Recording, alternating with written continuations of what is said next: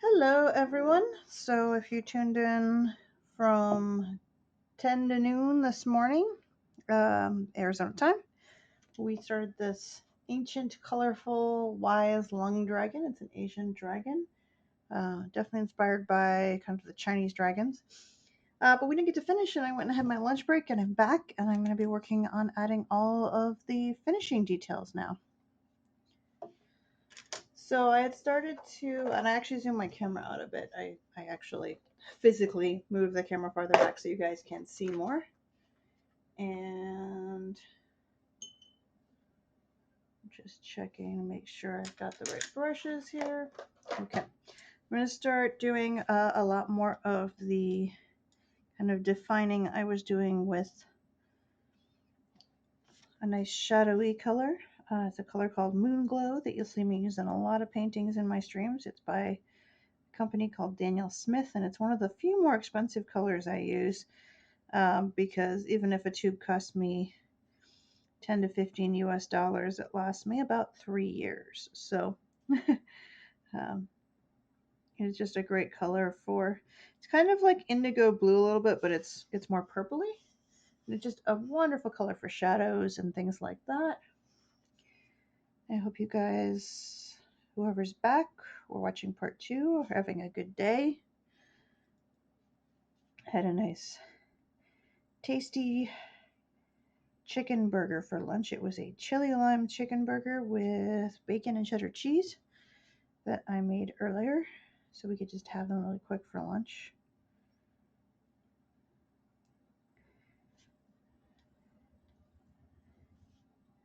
It's still really nice here. It hasn't gotten that hot yet, which is kind of more like what Arizona was like when I first moved here to Tucson, coming up on 13 years ago, I think. But then the last couple years, last 2, 3 years, we haven't had as much rain as normal in the spring. It's been dry and hot a lot earlier, but that seems to have gone back to normal this year because it's still really pretty nice out. Can still go out and take nice cool walks in the mornings without having to get up really early and stuff like that. So all I'm doing now is just I want to define kind of the whiskers and things coming off his chin here, and definitely define his chin a bit more because it looked a little weird before. So I'm actually going to be adding in some nice shadows and things like that here. Watercolor is just all about building the details and layers. So the only part on this that's about done is the kind of right around the eye where we've already added shadows. We've added highlights with some white ink. And there's a few things I'm not entirely happy with on this piece as far as how the colors look that I'm going to adjust as we kind of get through. Like I think I want to add a bit more red to kind of these bands on him, especially to the ones on his nose here. I really want a little more red on those. And then the nose itself, I really want a little more green. So try not to smudge the red I just put in, but just a little more green I can bring back in here. Might have to wait for this to dry to really get this kind of where I want it. That's not bad. Not smudging my red too much. Gotta be careful if you're painting next to areas that are wet because it can kind of smudge things like I just did, where that's going to end up bleeding over the rest of it. So I'm just going to use a paper towel and blot it out. I mean, you can always correct things and adjust things. And I'm going to be coming in when that nose is dry. I'm putting some more highlights in too, I think. Just kind of deepening some of the colors in here. Just a little bit. Well, we had 5 or 6 people watching this morning, so hopefully people will trickle back in once it kind of alerts everybody that I'm live again. But otherwise, you're happy to check this out on a playback. That's cool.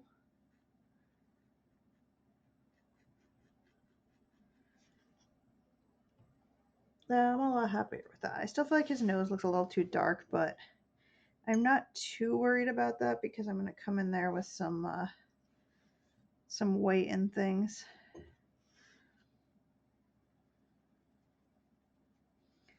What I'm doing right now is I'm not real happy with this blue color here, so I'm wetting it and scrubbing it a little bit, and what I'm going to do is just blot it and lift some of it out to get it lighter so I can alter it slightly. I won't be able to completely remove it, but I can adjust it a little bit. I kind of have a plan to adjust a bit of his nose here because I just feel like it doesn't look right with the other colors, which is fine. It's not that hard to change or fix these things.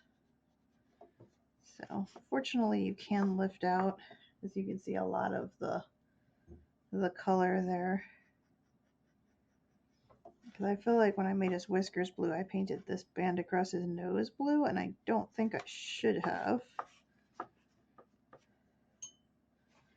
So what I've done is lift out a lot of the color, and I'm going to put a little bit of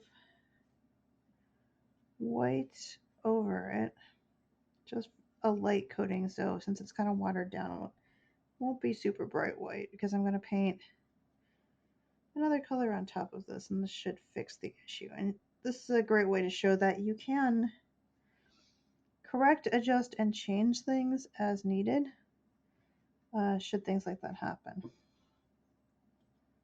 I think I smudged a little bit of my red too onto my paper here, which should wipe off. I think it's actually on the towel I'm using, which is good. I gotta smudge it worse. That's okay. If I want this to be really white, I might put a background in, but if I don't and this looks a little, well, that's pretty good. I can always use some white if I don't want to put a background in.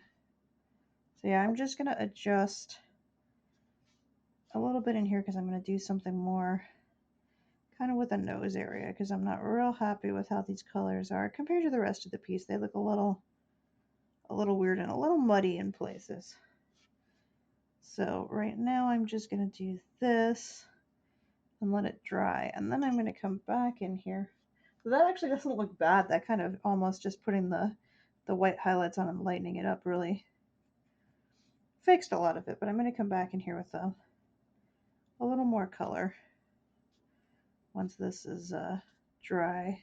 And the cool thing about using white ink like this is that it's waterproof, so when it dries, you can paint over it. It won't go as dark as it would just on the paper, because the white ink does make it a little lighter, but it's fine for making little adjustments and things. I actually just kind of like his nose lighter like that. I might leave it. We'll see how this looks when it dries, and I think he needs a couple of brighter white highlights in here. So I'll go ahead and get those going on since I've got the white ink here. And I think white ink is a great way to add highlights and small details to pieces like this at the end.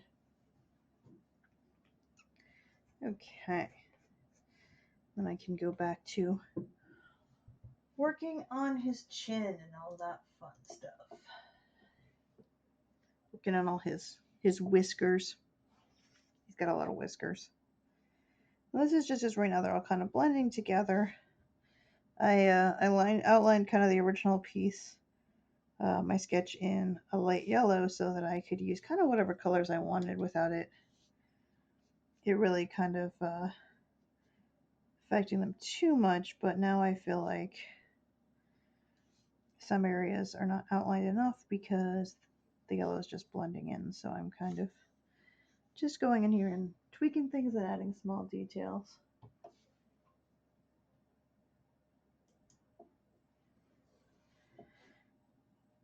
I feel like we've covered such a wide range of random topics in some of my streams too, which wasn't really my intent. I thought I would just end up talking about art mainly, but we ended up talking about a lot of mythology, folklore, creatures, stress management. We've talked about books and movies, just been pretty cool.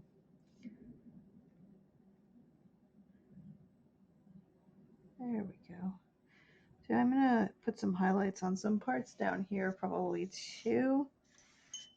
eventually. And I might even just bring some purple in here while I'm working on it. I'm just trying to better define the details. And because this is fur, whiskers, hair, I'm going to add some lines kind of on top of it too to show that. Like I've done that a couple places here, but I'm going to keep doing that.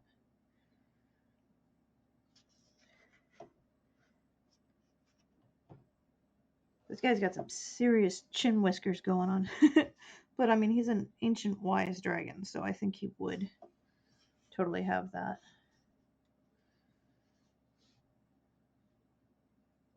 And I think a lot of people have a fear of watercolor that's really sad. I had it a little bit. I don't know if it was a fear so much as I had a lot of self doubt of if I could do it. And here we are, gosh, I don't know how many years later. And it's one of the main mediums that I use. I also use a lot of ink, pencil, and digital stuff. I love digital paint, stuff like that.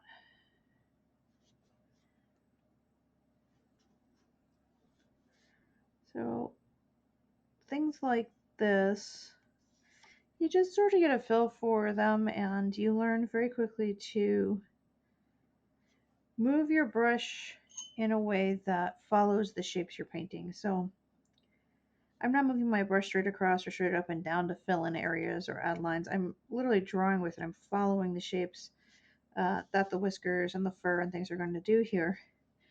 And when you start doing that, it can be a little tricky. You may not have all the dexterity or the feel for how much paint or water to get on your brush, things like that. And it just takes time. It's a learned skill. And it is a skill I truly believe that anyone can learn if you just put the time in. I've seen people overcome all kinds of crazy obstacles in their lives to learn how to paint or write or climb mountains, bicycle. I mean, everybody has stuff that can hold us back. So I think it's just if you really want to learn something, if you really enjoy something, then don't let those things stop you. Everybody has voices of doubt and stuff like that. I get bad art days. I know everybody thinks I don't because you see me doing really polished, finished looking stuff. But everybody has days when they try to do things and it just doesn't come out, and it's easy to get frustrated. And as a professional creator, you learn to just deal with those things. What are the things you need to do to get past blocks in painting or writing, things that are bothering you? And you learn to just work on those and have it be part of a skill set that you have. Doesn't always work, but I very rarely have artist block or writer's block.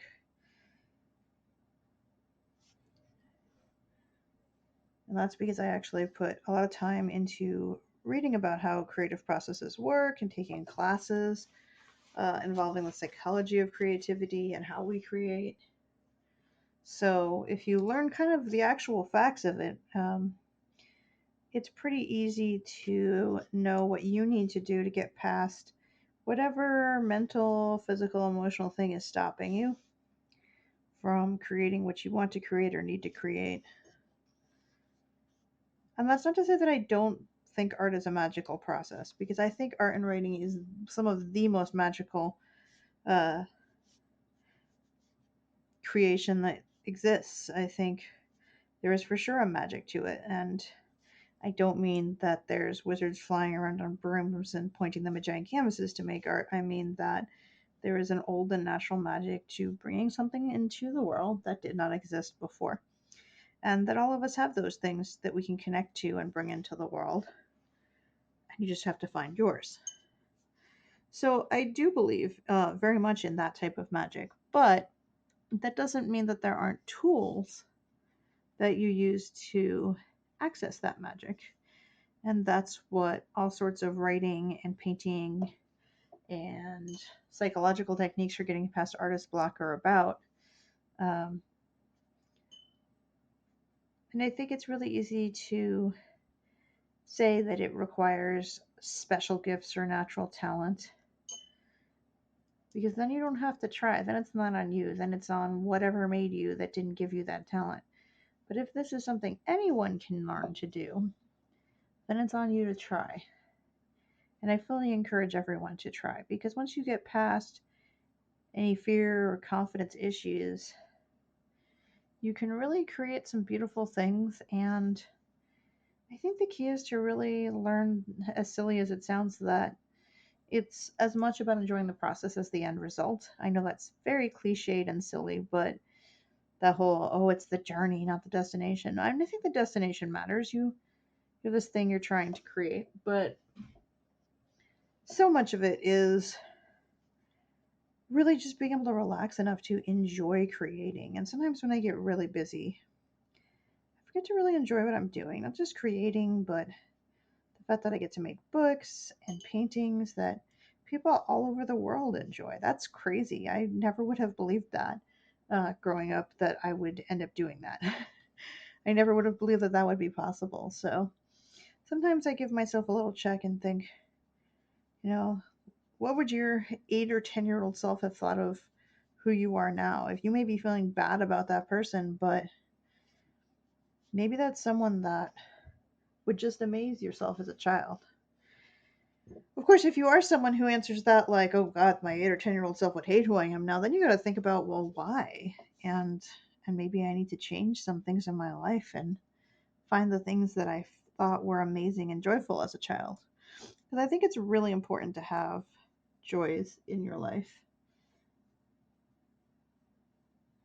I think it's really quiet out there right now too. I don't know if anybody's watching because I never know if anyone's watching who's just tuning in but doesn't have a username or isn't in the chat. But otherwise, I can just talk to myself and it'll go out there into the void, and there's a recording of it, and hopefully, people playing it back will get something awesome out of it.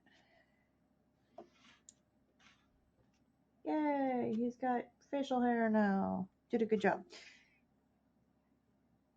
I spent a lot of time just drawing hair in pencil. I got some books. There's an artist called Lee Hammond, I believe. And when I was a teenager, I got her books and I would just try to draw all sorts of different people. I would do a lot of pop stars because they always had weird hairstyles, just to practice hair and hairstyles and learn how hair flows and how to do the lines that kind of suggest that flow. Look at that. This guy is super whiskery, but that's okay. Make sure we got a little shadow behind him, kind of on his neck here.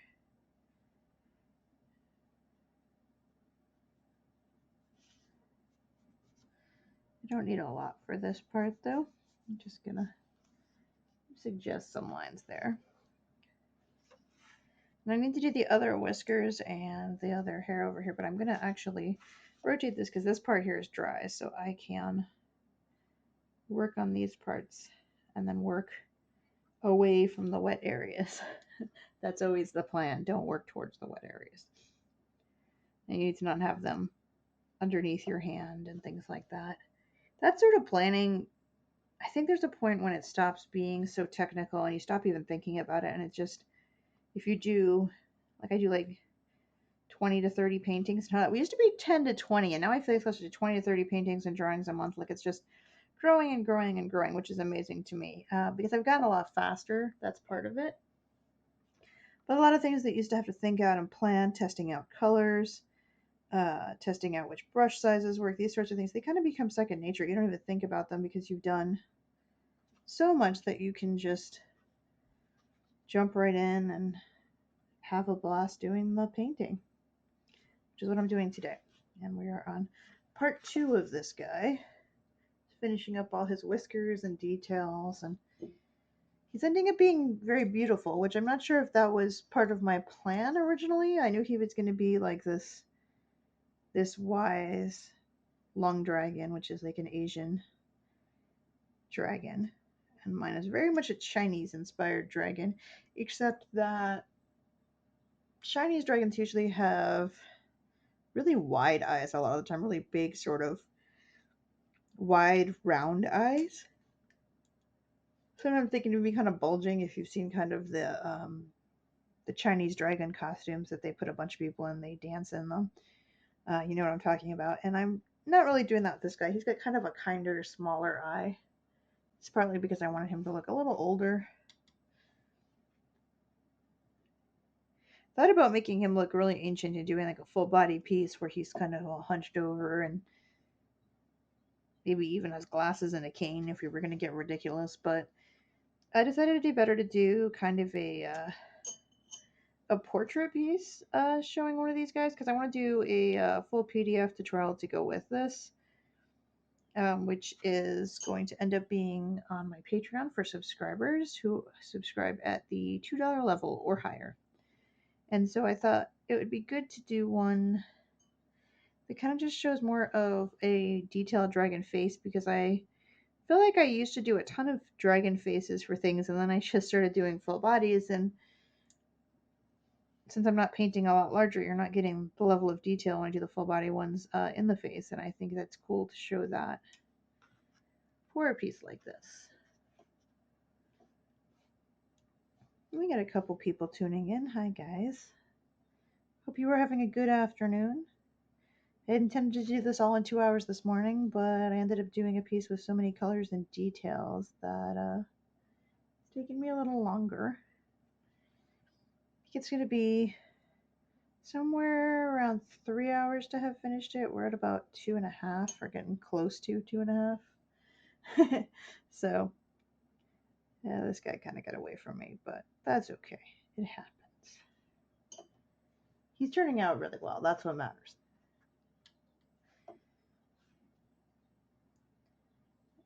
I'm just going to keep adding little bits of outlines and details, and I need to do something more with some of the stuff by his face here too.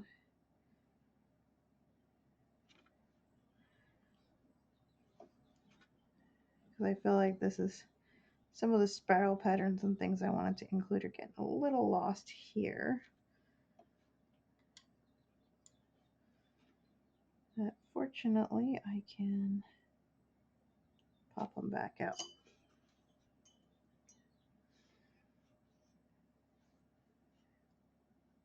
Now, I'm not sure if you guys can still see as I check the camera. You can still see these lines in here that are in yellow that I'm kind of following over, that were kind of my original design. I drew it in pencil and traced over it in yellow watercolor and then erased all my pencil.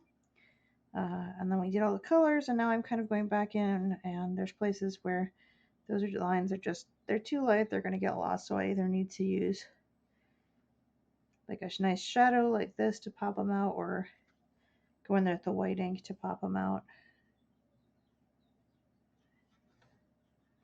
He's really starting to come to life.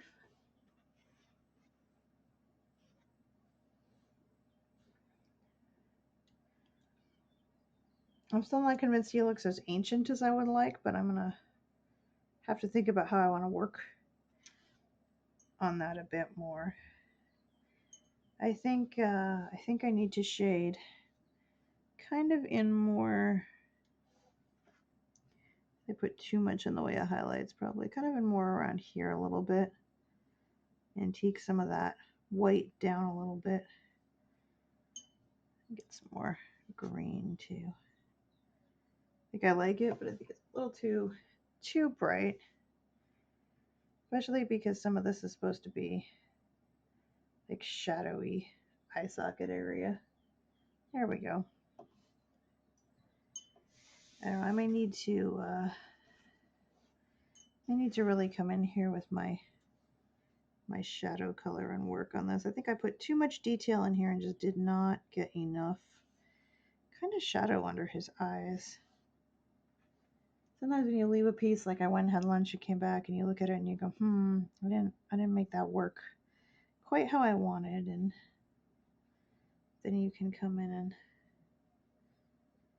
add more shadows or add more highlights or things like that.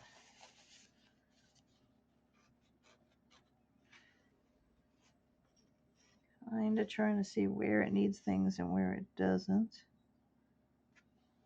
But yeah, I think that looks a little bit better. I'm actually going to bring even a little more shadow out in this area here. And I'm going to paint some shadows kind of behind here too. Because again, I feel like some of this sort of shape is getting a little lost. There we go. He looks a bit better now.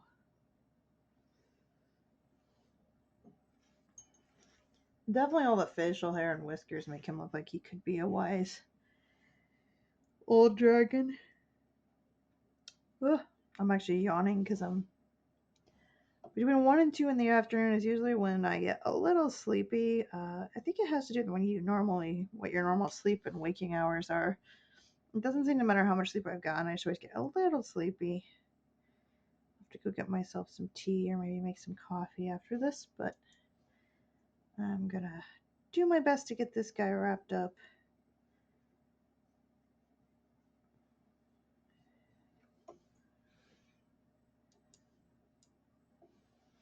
I guess I could have left this to finish tomorrow morning on a stream too, but I have a bunch of other stuff I was going to do tomorrow. So, and I have another painting I should finish too. So, I always feel like I have so much stuff in the works and so much stuff in my head.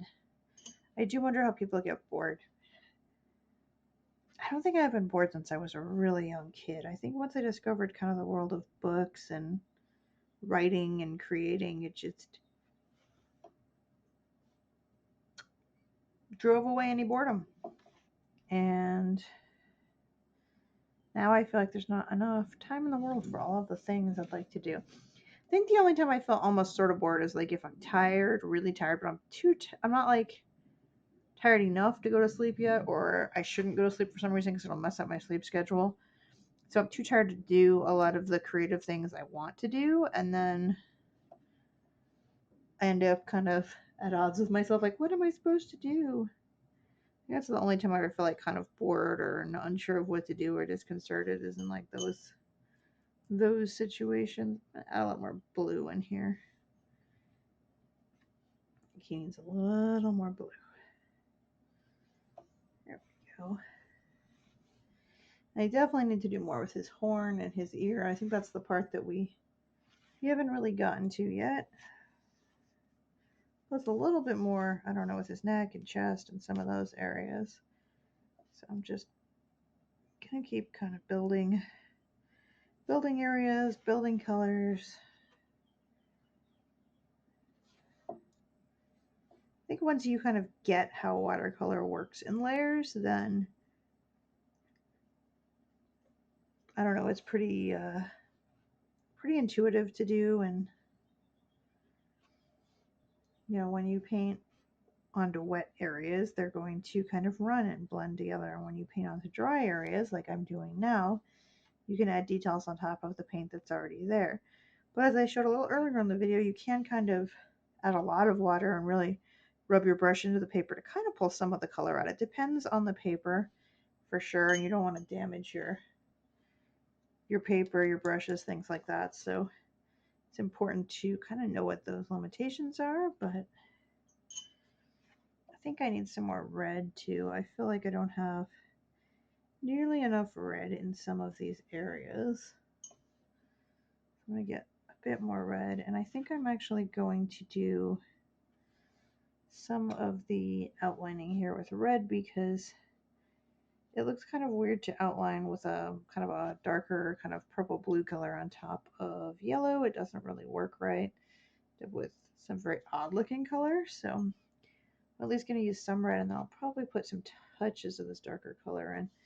But because I've taken a little more to the red side, it will hopefully not turn weird on the yellow. And if you're not sure how colors are going to behave, test them. Keep a spare piece of paper, or some people keep notebooks with different colors noted and different brands so they know kind of what each color and each brand is like, because they do vary a little from brand to brand. Some of them are really close, and others not quite as much. So it is useful to know kind of what brands of paint you're comfortable working with. And certainly try not to mix two brands of the same color in a piece unless you're sure they're going to match.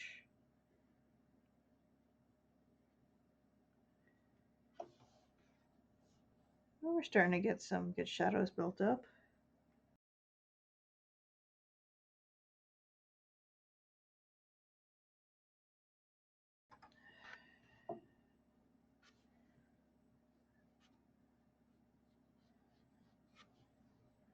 Yeah, I feel like for some reason early afternoons we just don't get as many people watching the streams as we do in the mornings, and I don't know why that is. I don't know if that's specific to quarantine or because people are in other countries watching and it's evening or afternoon where they are, or who knows. But that's all right. There we go. He's coming together. And a lot of times I don't worry too much about defining details like these patterns on his horns to start with, because I'm going to come back in with shadow colors like I am now to define them, or I'm going to come back in with some white ink as well.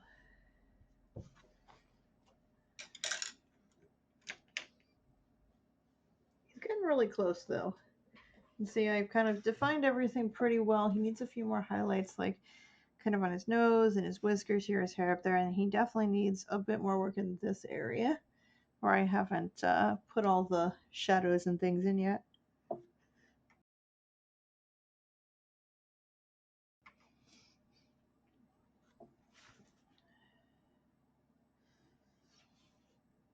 And it ended up being good. I took a lunch break when I did, because that's when the garbage collection happened, and the garbage truck is really noisy. So I think we've had that at least on one of my other streams, where the garbage truck has like been thunking in the background of me painting. Most afternoons here though are pretty quiet. It's one of the reasons I love this house. Can have the window open and listen to the breeze and things, and I don't hear traffic. I don't hear a lot of noise. It's a nice, peaceful place to live.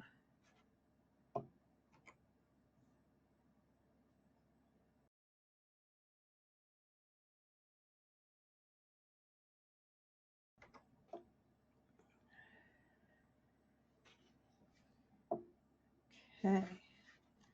Hello, welcome back. I'm just working on all the little details to add shadows and things. Otherwise, his ear here, for example, would be getting totally lost, which is not so good. So this is the point where I can see just enough of those details to bring them back out. He's getting close. And I feel like I just have this one area, kind of this area here, that needs a little more done. I had a lot of fun this morning too. We had to talk about all kinds of movies and books and video games. I find myself under quarantine, I find myself wanting to like watch a lot of nostalgic stuff. Last night we were watching Vamp Feline and Ricky Stranger do an awesome stream they do that's all kind of anime themed music. They're amazing DJs. And it was making my boyfriend and I really nostalgic for some older anime. So we were talking about that. I mean, I have a lot of it on DVD as it is. So talking about rewatching some of that. Wolf's Rain and Witch Hunter Robin. Some of those shows. I'm that weirdo who has Disney Plus just to watch things that have duck in the title.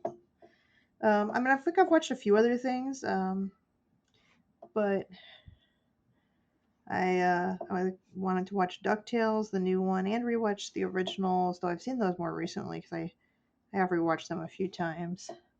And Darkwing Duck, which I haven't watched since I was a kid, so I looking forward to kind of rewatching that, and the Mighty Ducks. They have all those movies, though I found that kind of disappointing that Disney Plus doesn't have a lot of the live action movies that I wanted to watch. I guess the older ones, they just they focus more on the animated stuff, which is fine. And we're not keeping Disney Plus for more than a couple months. I just figured he wanted to watch Gargoyles. I wanted to watch DuckTales. We thought we might check out The Mandalorian, which I'm kind of enjoying for the. It's gonna sound weird for the creature designs and the fact that it reminds me of Xena Warrior Princess. And that's a really odd thing to say because it should probably remind me of Star Wars, but it totally doesn't. It reminds me of Xena Warrior Princess. The type of storytelling in it and kind of the plots and even some of the characters and costumes for some reason remind me of Xena. So we're kind of enjoying that. But yeah, I haven't seen there's like a lot of movies I was hoping they would have, but they don't. So I'm trying to figure out where to track some of them down. I guess some of the serious live action movies Disney did, they don't want to put on Plus for some reason. I don't know. It baffles me. Or they just, I don't know, things have weird rights issues or who knows. Though they would make me happy forever if they would put more of the 90s made for TV movies on there. They've got like 2000s ones, a few of them. But they don't have some of the gems from the 90s that have only ever come out on VHS, and I don't even have them on VHS, and the VHS is hard to find. So you can get weird, bad rips off VHSs on YouTube, but that's about it. So, I mean, stuff like I am a huge fan of Not Quite Human, which was a super weird set of, I think, 3 movies that Disney did. I'm pretty sure it was in the 90s. And I don't think it was in the 80s because I remember when they came out, um, I was like 10 or 11, which would have put it in the early 90s, but about a kind of crackpot scientist and his teenage daughter and their adventures with the robot he builds, who appears to be a normal teenage boy, but it's actually this really dorky robot and has all that sort of 80s, 90s corny feel to it. So I really loved those, and I don't know why they've never even done a DVD release of them. I feel like if they've got them, they could at least do a digital release, but a lot of those movies, I feel like they're kind of lost to time, and it makes me sad because I love some of that stuff. But I don't know. Sometimes it just takes a long time for things to get ported to some sort of digital format, I guess. Uh, there was a movie I kept looking for years and years and years called A New Leaf that they finally came out with, and now I own a digital copy of it, which is an old movie with Walter Matthau in it, where he plays a very wealthy, an aging, very wealthy sort of playboy character in New York City. And he finds out he's basically spent too much of his money and he's not going to be able to maintain the lifestyle to which he is accustomed with sports cars and things. And so he has to figure out what to do, and he decides to find a very wealthy woman and marry her, as they say in the movie. And it is one of the funniest comedies I've ever seen. So if you're looking for like an older movie with that's a really good laugh, it's called A New Leaf. And it has a very hysterically funny set of situations and romance that happens in it. And I think my parents liked it, so I saw it as a kid, and then it just took them forever to come out with any kind of digital format or DVD release for it. But it's out now, so sometimes those older movies, because they didn't have as much of a budget for effects, they rely a little more on acting and crazy scripts, and I think sometimes that's good. And I own all the Humphrey Bogart and Lauren Bacall movies in a box set as well, because I'm a huge fan of their movies together. I think they were amazing, and in some cases ridiculous, but that's part of the charm. I like plenty of new movies too, but there seems to be a trend with a lot of like the sci-fi and fantasy to go very, very heavy and depressing. And I think you can have serious moments and even depressing moments, but a good show or movie will kind of balance those things. I think The Magicians did that really well, and I am heartbroken it's over. But I think a lot of other movies and shows right now are all about sitting angstingly on your spaceship, drifting through space. And especially with the way the world is right now, I'd rather watch something a little cheerier. So that hasn't really been my focal point. Some of the mystery shows too have gotten or the crime shows especially, have gotten really heavy, and I try to stick with the lighter hearted ones. Because you can have great cast and great acting, but if it's really depressing, I'm not sure that's the best thing for people who are all stuck at home right now. Because then we can't go anywhere or do anything to cheer up. We just sitting there like, what was I thinking watching that? So I don't know. I started a few series and was like, nope, nope, this is too much. Can't do it. Kind of put them away for a later date, and found there's a bunch of home repair and reno shows I haven't seen yet, and I'm watching those in the background of doing art a lot because they're not uh they're not as plot driven, so it's a little easier to kind of just have them as background noise. Okay, it's getting pretty close now. Just want to finish a few more details. This makes me want to do like a bunch more Long Dragon paintings too, because I'd love to do like a front facing one where we really get to show like a mane all flared out. And I feel like a lot of Long Dragons kind of remind me of like lions, even more than having cats or dogs kind of mixed in, but specifically like because there's so many kind of Chinese lion creatures and they kind of mix a lot of them into their dragons. I think that's probably where that idea for me came from. So I'm just trying to make sure that his foof, as we call it, he has a lot of foof that comes out of his ears here. He has ear tufty foof. That's all. All gonna look good. And not just like a mess of random colors on the paper. Because that's not as good. And just define the last couple of highlights and getting to sign it and stuff like that. So yeah, from start to finish, this will have been pretty close by the time I'm done to about 3 hours. And if I were doing a larger piece, a piece with a background, it could be a lot longer than that. But I really want to show the details of some of the face stuff and doing a lot of fun expression stuff and try to get it into better shape.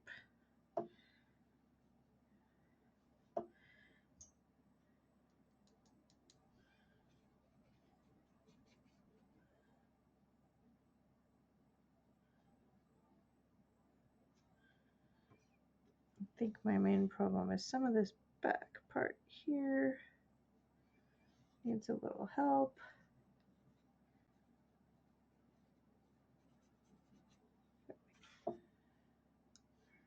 I think some of this part here looks a little weird, so I'm going to work on kind of bringing this more in line with the rest of the style of his body and stuff like that, and then I think it'll look a little bit better. There we go. I don't know if I need to define too much more with his whiskers. In fact, I may just blend some of this fur and whiskerage in over here. I don't really think I need it as much. So it may just become kind of part of the background.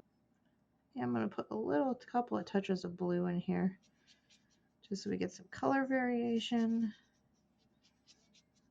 I think that's better because I really don't think I needed some of that in here. Let you focus more on the whiskers on his chin and things. And if I do put some more sort of fur in here, I think I'll probably do it with some white highlights rather than Prodigal Son. So if you are easily disturbed, don't watch it. The problem is it's also really well acted and a really good story. So then I get sucked into it. And then,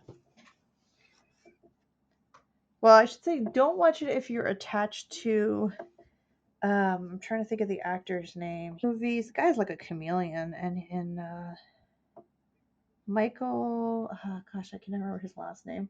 But he In Prodigal Son, he plays the father of the main character, who is a serial killer. This is not much of a spoiler because you find this out in the first 3 minutes of the show.